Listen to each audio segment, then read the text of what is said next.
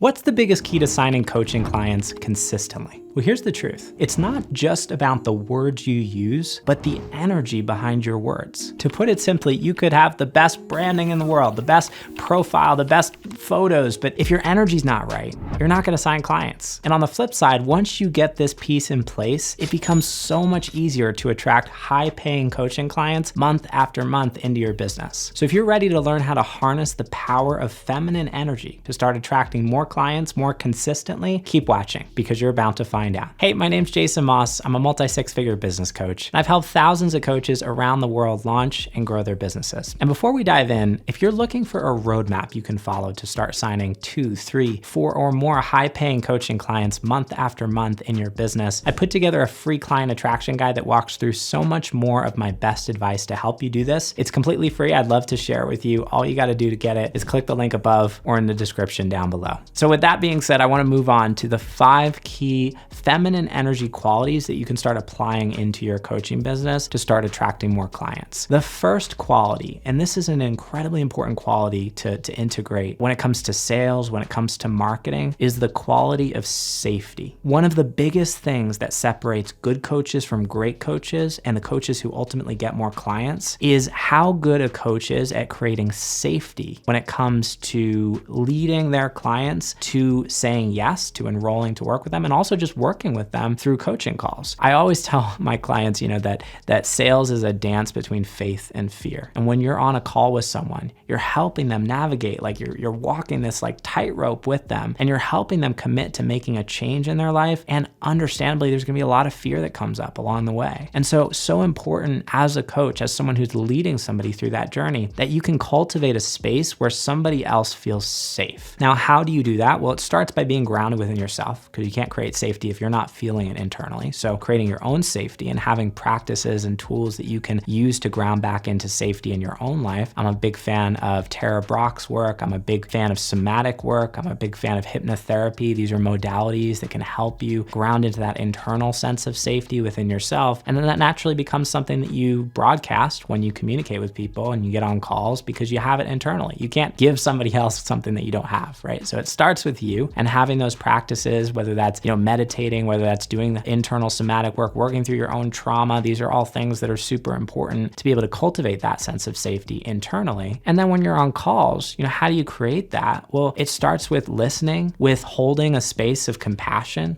with seeing the best in people, with helping them navigate that tightrope between faith and fear without pressure and pushing them and trying to be, aggressive and manipulating them into saying yes. It's an art to do this well. And we teach a lot of these principles inside Coach and Launchpad, all of my programs. It's not just about reading off a sales script. It's really about cultivating that quality and then really bringing that to every conversation that you have, as well as the marketing that you're putting out into the world. But the better you can get at cultivating this sense of safety, the more people are going to feel comfortable, number one, just opening up to you, letting you in on what's going on, and also feel safe enough to take a leap and step into something new and make a change in their life, which as coaches, this is a big part of what we do, right? We help people do that. Asking yourself, how can I create more safety for potential clients or for my clients in the way that I navigate my business? Looking at your sales process, looking at the way that you coach and asking yourself, how can I do a better job at that, is a powerful question to ask to help you become more effective as a coach and ultimately sign more clients too. And that brings us to the second quality of feminine energy that you can bring into your coaching business to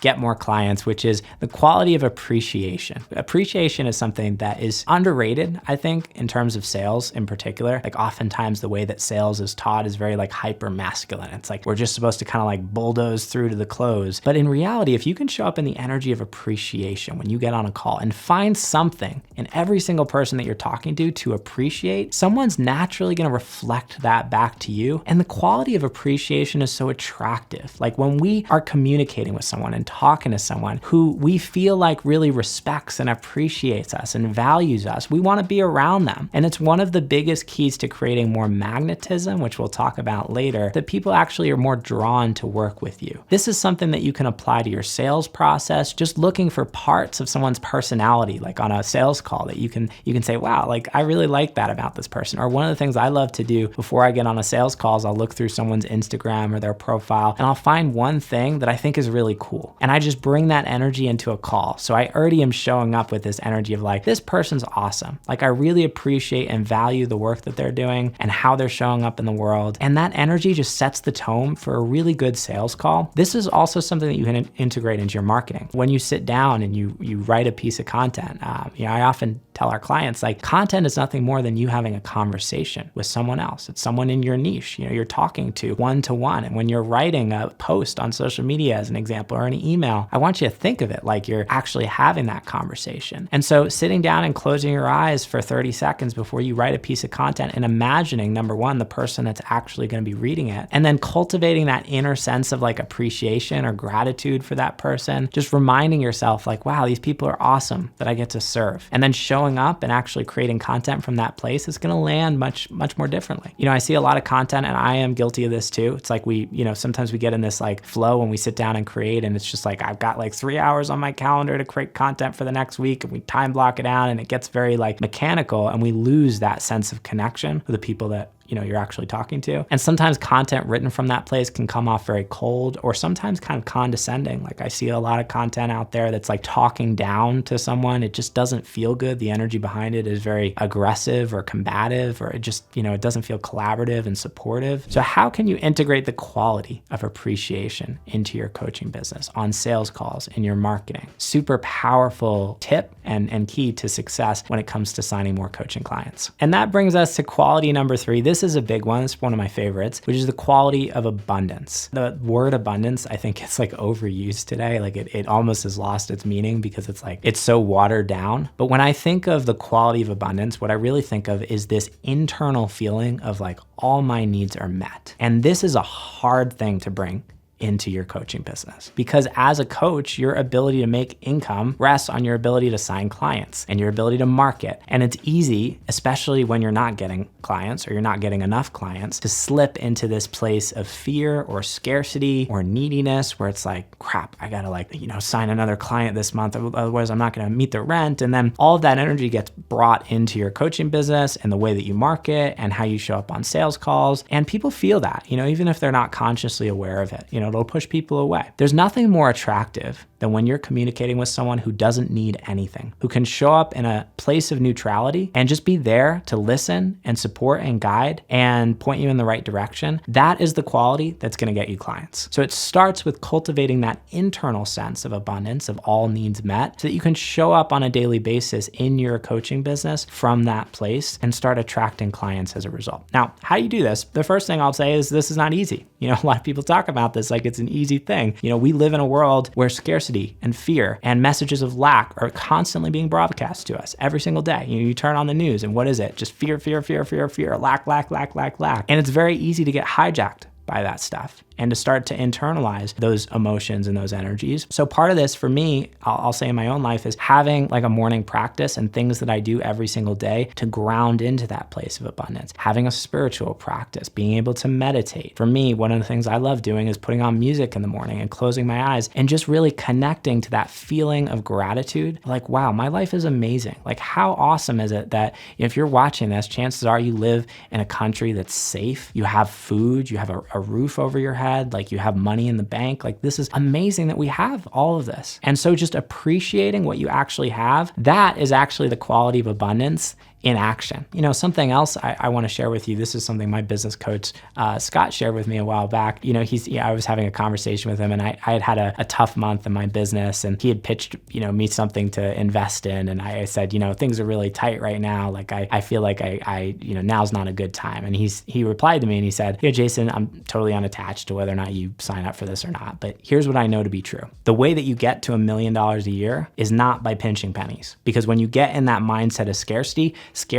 begets more scarcity. And this is absolutely something I've found to be true in my business. Whenever I get in that mindset of like, I'm pinching pennies or I'm trying to find all the expenses to cut because I'm like worried, we're not going to have a good month or something like that, it spirals. And I end up getting more and more of the experience that I don't want. Now, on the flip side, what he said to me was like, look, the way that you get to $1 million a year, you close your eyes and you say, how would someone who's making $1 million a year act and what decisions would they make? And show up today making those decisions as if you were the person who was already making $1 million a year, no matter what. And of course, the person who's making $1 million a year is not going to be caught in scarcity. They're going to make decisions from that place of abundance. So I often tell coaches, who are thinking about investing and working with us, and of course I'm biased, right? So you have to take this however you want to take it, but it's the truth. It's what I truly believe and what I've seen to play out in my experience. When you are pinching pennies in your business or you're not making enough money and you're like, I don't have enough money to invest in a coach, I'm not making the money I want. Well, it's very hard to change that